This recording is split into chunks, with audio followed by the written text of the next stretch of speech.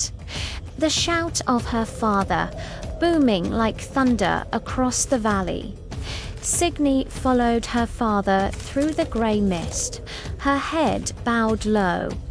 Brandr did not speak, his heavy boots crushing the frozen moss with every step.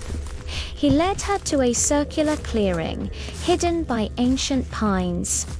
In the center lay a pool of black water, dark as a raven's wing. Brandr knelt, touching the surface with a calloused finger instantly. A golden light erupted from the depths, illuminating the trees with the glow of magma. "Do you remember this pool, Signy?" "Yes. It is where my brother Agnar and I used to play at war," she asked quietly, the old pain rising in her chest. "Where is he now, father?" They had always told her he left, a wanderer in the snow. But Brandr looked at the glowing water and decided the time for lies was over. Memories are ghosts, buried in the ice until we dig them up. He sighed, a sound like a crumbling mountain. "Your brother loved the humans too much, just like you, but he was enslaved by a Volvar, a human witch of the lowlands." Signy understood then why her mother feared the world of men. "But magic is not forbidden to us, father. Not our magic, but she practiced the Dark Seidr, the weaving of shadows. That is why the Council of Elders banished him forever." Brandr sat on a boulder, looking suddenly old and weary. Fire burned in his heart, but he was a master of his own forge. He was the Jarl of the Firekin, a name that made the trolls tremble. But Signy saw the crack in his armor and threw herself into his arms. She was his shield maiden, the only one who could calm his storms. Brandr smiled, his beard brushing the top of her head. "Why do you insist on going to the humans?" "My little flame, I have friends there. I watch them unseen." Brand's eyes widened, surprised by her confession. "I do not reveal myself. I am a shadow in their halls." She was wild, a spark that refused to be contained. But Brandr knew that a cage only makes the wolf bite the bars. "If I forbid you, will you obey? If you command it as my Jarl, I will stay." Brandr looked at her, seeing the fierce loyalty in her eyes. "I will let you go, but you must follow the clan's law. I swear it's no fire magic in front of mortals. There is one more thing, Signy." "What is it?" "The human man, the cripple. He saw your face." Signy froze, her heart hammering against her ribs. "He must be silenced.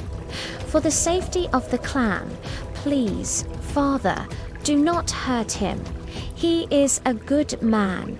We are hunted, secret. The frost giants seek our warmth to snuff it out.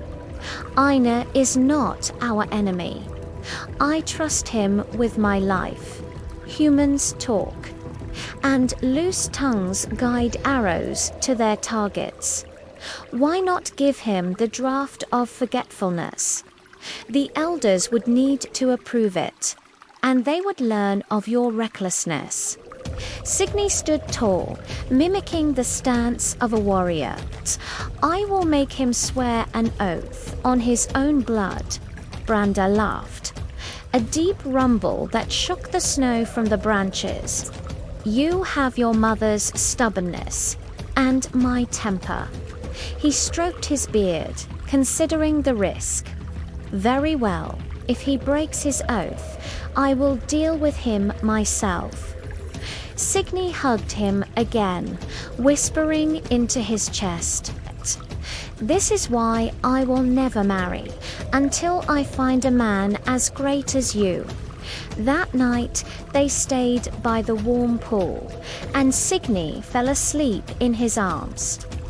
Brandr watched the firelight dance on the water until a sound disturbed the peace, a heavy slithering like a great serpent moving through the undergrowth.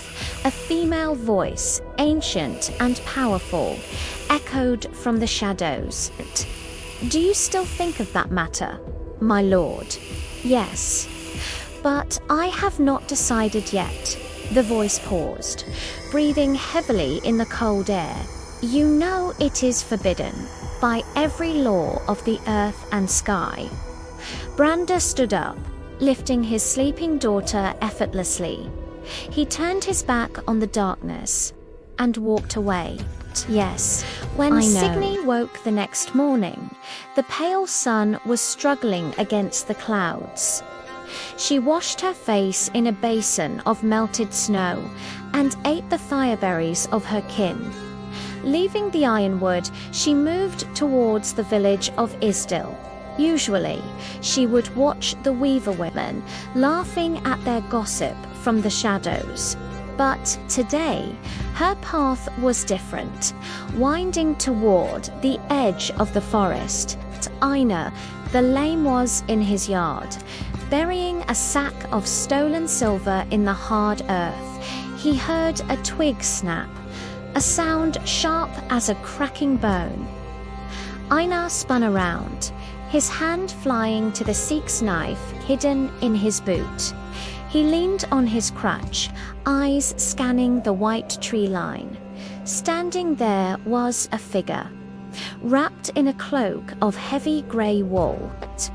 Her face was hidden by a scarf, but her eyes burned through the fabric. Hazel eyes, glowing like embers in a dying fire. "You," Agnar breathed, lowering his blade slightly. Signy stepped back, mistaking his shock for fear, and she almost faded into the air. "Peace, Agnar. I have not come to harm you." She spoke quickly, her voice trembling like a leaf in the wind. "I seek a blood oath that you will never speak of what happened in the cave." Einar's shock melted into a crooked smile, revealing the gaps in his teeth. "I do not fear you, spirit. Show me your face." Signy hesitated, but slowly lowered the wool scarf. Agnar laughed, a dry sound like rasping wood. "If I do not speak of you, people will think I am mad, talking to the wind. I am Signy, daughter of the fire. But I find the company of men interesting." She extended her hand, pale and slender, toward his rough, calloused palm. It was forbidden for the Fire King to touch the iceborn mortals, but she clasped his hand and felt the strange, rough warmth of humanity. "I am Agnar, a thief and a cripple, but my word is iron." "Why did you save that girl, Agnar? You knew you could not win." "A wolf will fight a bear to save a cub, even if the wolf must die." He turned, limping toward the door of his sagging hut. "Come inside, Signy, I have something to show you." She followed him, stepping over the threshold into the smell of wood smoke and old furs. The hut was poor, the wind whistling through the cracks in the timber.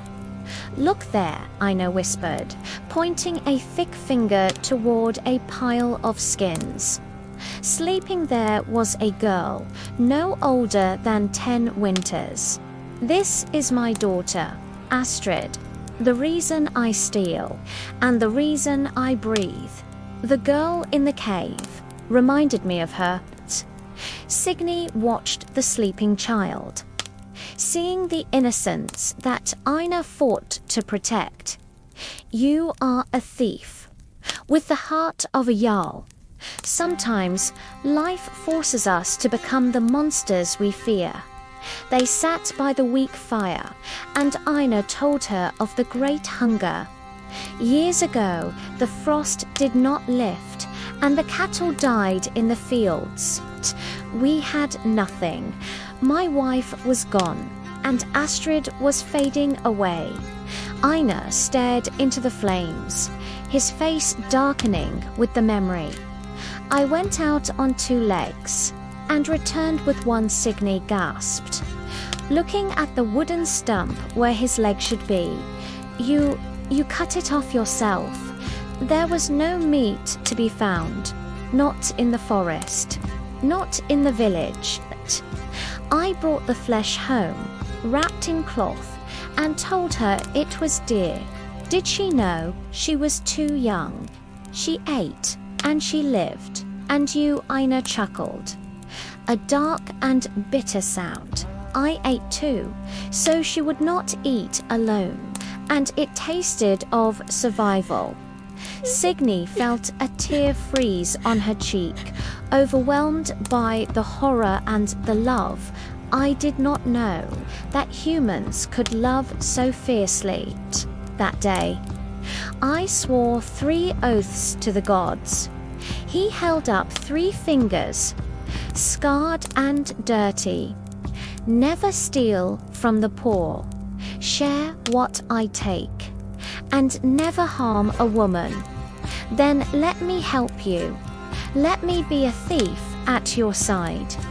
Einar laughed, and the sound woke the sleeping girl.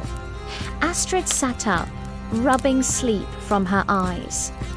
Her hair a tangled nest of black knots. Einar hobbled over, scooping her into his strong arms.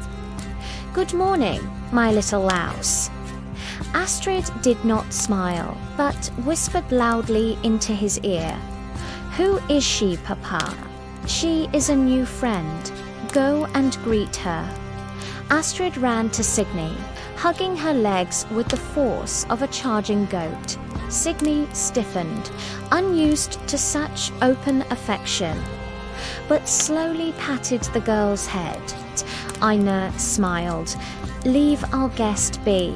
Astrid, go fetch water from the well. Will you be here when I get back?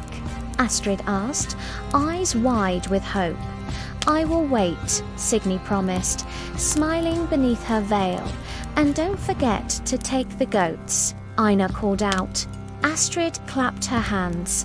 Come, thunder, come, mist. Signy looked at Einar confused. Thunder and mist. Her goats, Einar grinned. She thinks they are the smartest creatures in Midgard.